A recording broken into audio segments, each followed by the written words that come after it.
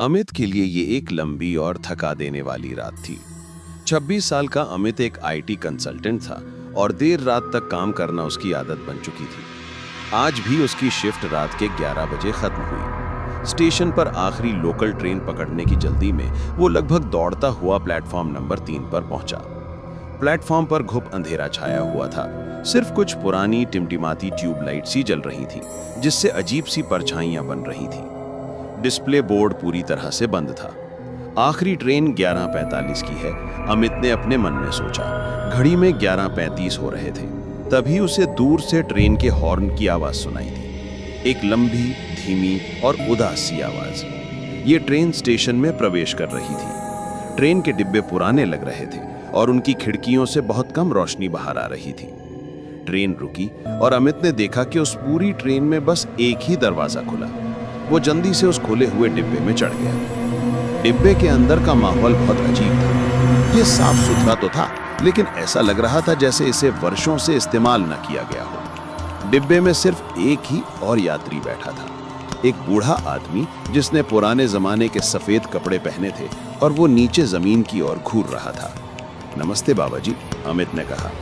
बूढ़े आदमी ने कोई जवाब नहीं दिया, बस अपना सिर थोड़ा सा हिलाया।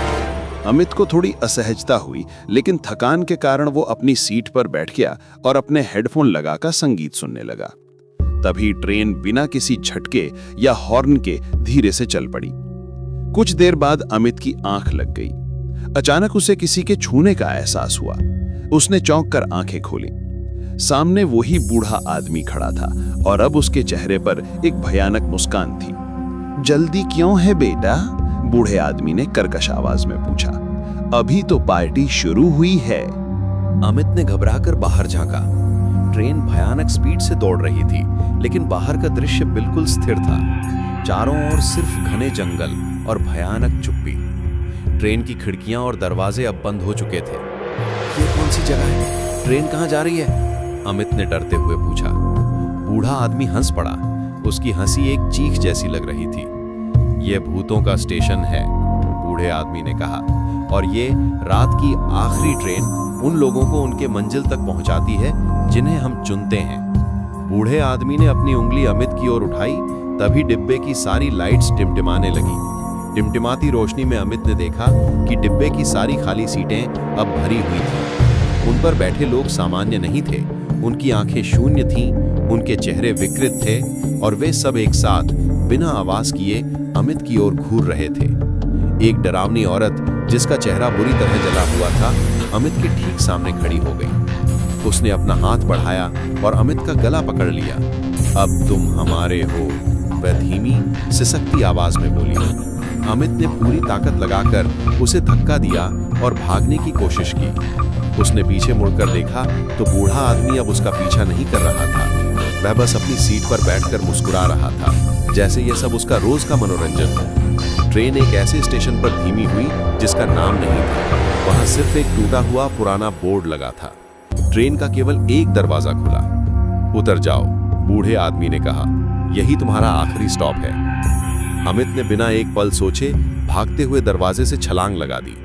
वह जमीन पर गिरा और उसके घुटने बुरी तरह छिल गए। उसने पीछे मुड़कर देखा, ट्रेन फिर से भयानक तेजी से चल पड़ी। खिड़कियों से वे भयानक चेहरे अमित को देखकर हाथ हिला रहे थे। वह जमीन पर बैठा हाँफ रहा था। तभी उसने अपने पास एक बोर्ड देखा। बोर्ड पर बड़े बड़े अक्षरों में लिखा था, अज्ञात आत्माओं का विश्राम गृह, प्रवेश वर्जित।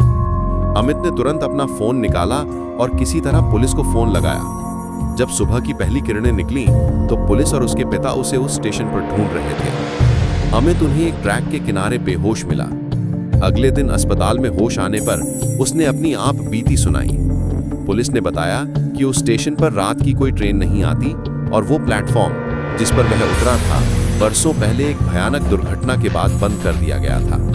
अमित को यकीन था कि उसने एक ऐसी ट्रेन में यात्रा की थी जो रात के अंधेरे में भूतों के लिए चलती है, और अब हर रात उसे अपनी नींद में दूर से उस उदासी भरे ट्रेन के हॉर्न की आवाज सुनाई देती है, जैसे वह रात की आखिरी ट्रेन उसे फिर से ढूंढने आ रही।